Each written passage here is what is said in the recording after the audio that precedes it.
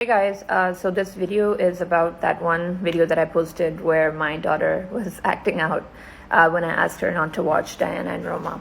Now somebody asked me why is it bad influence. In fact, many of you guys asked me कि ये अच्छा influence क्यों नहीं है क्योंकि हमारे बच्चे भी देखते हैं पूरा दिन. This is why. First of all, the creators of Diana and Roma are their parents, right? And I'm sure when they're creating it, I'm not questioning their intentions. I don't think they created a show to set the wrong example, but a lot of things on YouTube Kids can show up and they're not exactly regulated.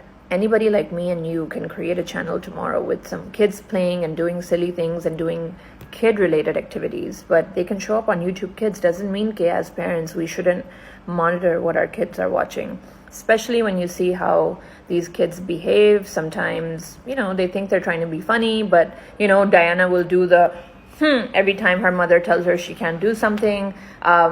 They start sometimes behaving rudely towards their parents and just the overall tone. And the second major reason why I don't think, although I can't get my daughter away from it, so it's a struggle that, parents have to go through, but we do have to sometimes understand the effects, especially when you're seeing like a direct correlation between your children's behavior after they start watching these things. I started to notice that Margot was doing the same. And she also started to, talk like Diana. And she also started to expect the same kind of furniture that Diana has, the same kind of toys that Diana has.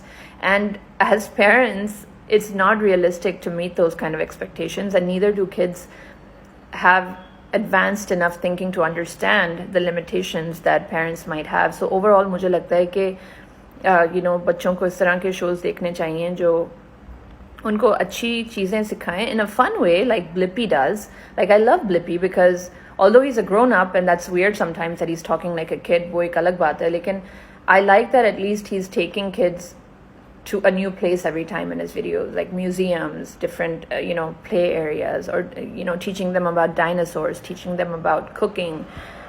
I think that's more valuable to kids. And there's certain other shows on Netflix, like Number Blocks used to be my favorite.